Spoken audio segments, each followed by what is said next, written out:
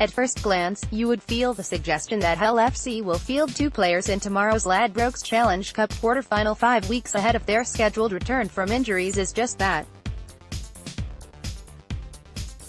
Hull FC boss, Lee Radford, however, head coach Lee Radford is adamant that is not the case. He maintains that both Albert Kelly and Carlos Tuimavave could, indeed, line up against prolific Super League leaders St Helens at the Totally Wicked Stadium. If that is the case, to borrow the phrase, it would be totally wicked in terms of the holders' chances of progressing to tomorrow's semi-final draw. Hull, who have won the Challenge Cup in each of the last 2 years, have been given little chance of winning at the home of the team that has been so brilliant in the first part of 2018, that, in the main, is down to their crippling injury list. But, if mercurial Australian standoff Kelly and the dynamic Kiwi centre Tuimavave are past fit, and not merely the 2 unneeded players in their 19-man squad, their hopes of success will increase significantly. Kelly, shortlisted for Man of Steel last term, has not played since injuring his hamstring in the 25-24 loss at Catalan's Dragons on April 28 and was initially facing a 10-week layoff. Tuimavave was given a similar time frame when he hurt an ankle in the Challenge Cup win at Featherstone Rovers on May 10. "We're going to give them as long as we can," Radford told the Yorkshire Post last night. "We'll see how they look in our final training session tomorrow. They are both 4 or 5 weeks ahead of schedule and ahead of where they should be in their recovery, but, as I've said to our conditioning staff, it's all about risk and reward. We have to look at that. If they can play and help us get through again, we have to look at it. If they say they are ready, we have to trust them. To be fair, they're not going to want to make themselves look like idiots live on national television, are they? They won't want to let their mates down, either. We'll be led by what they say.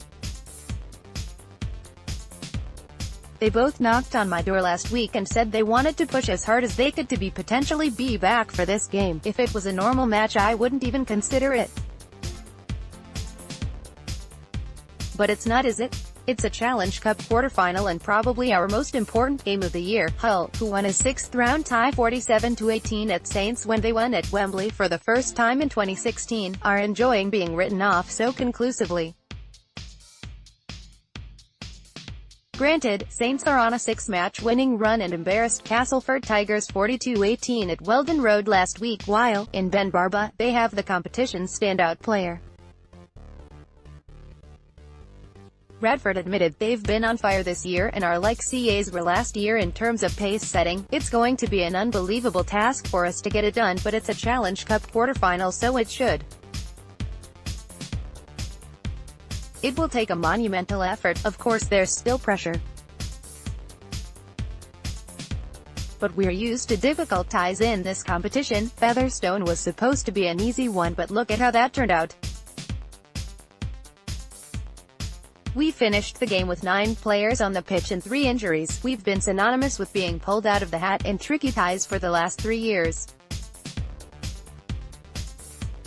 We've not been beaten in 2.5 of those. If you're not pumped and excited by this, you probably shouldn't be at this club." For all Australian fullback Barba has been sublime. Johnny Lomax, playing in his preferred standoff role, was central to Saints' win last week. "The last time we played them, Barba didn't play and Lomax knocked us off anyway," noted Radford, his side losing 26-12 in Merseyside at the start of April. "He's doing some good things as Barba, don't get me wrong, but the foundation their pack is laying for their outside backs has been excellent." Lomax could be up against Hull's own silky halfback Jock Connor, with both being tipped for potential England involvement against New Zealand on June 23. "I think George Williams and Gareth Witt are probably the 2 if you ask me now," said Radford about England's likely halves in Denver. "But I'd like to think both Lomax and Jock would be in contention too. What they add as well is a little bit of versatility. I don't think either would look out of place if they were on that plane." Meanwhile, despite their injury issues, Hull generally keep on winning themselves. Before tripping up at Warrington last week, they had lost just once in their 6 games since falling in that outing at Saints. They have a dogged spirit about them that helps dig themselves out of invidious positions. that will surely come into play tomorrow, while the expected return of England prop Scott Taylor will also bolster their hand. More importantly, they now love this competition that once caused so much pain. Once you get a taste of winning this cup, you just want to win it again and again. You won't ever tire of that, said the coach.